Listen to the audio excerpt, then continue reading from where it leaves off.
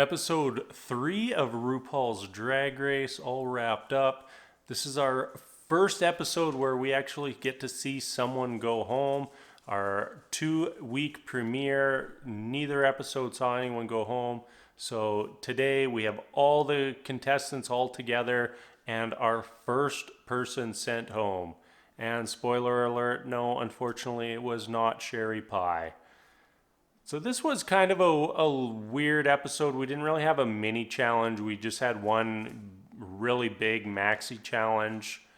We opened up the episode with the 2 winners from last week ranking the remaining queens. And there was a little bit of hurt feelings, especially from Aiden Zane and Heidi in Closet, who apparently is now going to be known as Heidi Ho, since her name has not been a hit on the show so far. They were placed at the bottom of the rankings, not very happy about it, and I mean, why would you be? When you're the last person picked for the dodgeball team, you're always a little bit sad about that. So the twist here was our 2 winners from last week and the 2 lowest ranking people from last week, or as were ranked, end up being the team captains, end up drafting their teams, and then Rock'em Sock'em ends up being the last pick, but that's another story. The challenge for the week was called World's Worst. It was not something I really remember ever seeing on Drag Race before, and the idea is they want to be the worst audition for a reality talent show.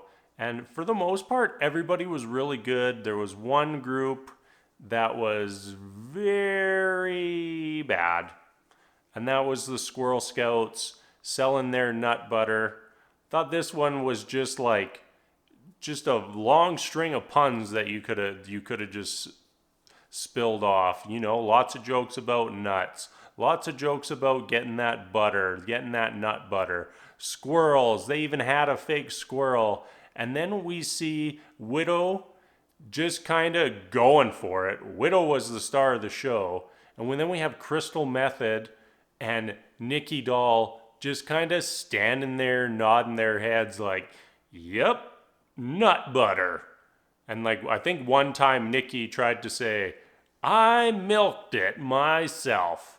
And that was it. And the rest was just Widow. So they were clearly the worst skit of the day. Every other one was actually pretty entertaining. The other poor-ish performance was part of the Fruity Patooties, and their whole thing was their gay fruits, which apparently the queens didn't understand was, kind of a play on words of a fruit being an older term for someone who's gay, and they kind of missed the boat on that, but whatever. And then there was one character played by Dahlia Sins, Broccoli, and she was terrible. Everybody else was fun, high energy, hamming it up, and then Dahlia Sins, the Broccoli, is just trying to be sexy. There's nothing sexy about Broccoli. No one on the planet thinks broccoli is sexy. So Dahlia, don't try to invent sexy broccoli now. The rest of the skit was actually really hilarious, and they had for me, the funniest moment of the whole show, where I don't know who yelled it, but someone just yells "food fight" right at the end of their skit, and it was just something I just didn't see coming, and I thought was really fun. The Bad Apple, who I think was Jaida Essence Hall, she kind of came in at the end and was a great character. As much as Rock'em was very unsure about being the orange, did a great job. We had Jan as the grapes. I just think Jan is gonna win. I just really like Jan. Jan, you're my number one. You're the best. What other skits did we have? The Del Rio Trio. They were probably my second favorite skit of the day. Their premises, they're triplets, identical triplets, who played by Heidi, formerly known as N Closet, now as Ho, Gigi Good, and Jackie Cox. And their kind of gag was that Gigi dies right before they go out on stage. And then Jackie is doing like the world's worst ventriloquist, trying to make it look like she's still alive. They're taping the accordion to her hands. They were all just having fun. And I think for this kind of challenge, that is the goal. Everybody just having a blast. Heidi was going way over the top.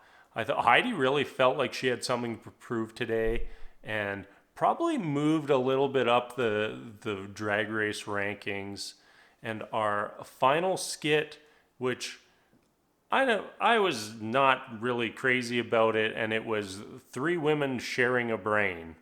And it's like one of those old improv games where you say the same thing at the same time as your partner. So the idea is you watch their mouth, and as they form the words, you're trying to guess and predict what they're saying, and then it always comes out as and then we and it was fun. They did a good job.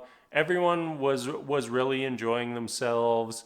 I did think Aiden was probably the weakest of the three performers, but then I also have to say, afterwards, when Britta and Sherry Pie really went after Aiden and calling Aiden out on being a terrible leader, that was really uncalled for. Like, they're two of what I kind of feel are the more mature queens of the season, and they're picking on the newbie. It just had a bad vibe for me. Then we hit our runway, and the theme was buttons and bows, and I really thought this was a great runway. There was lots of just fun outfits.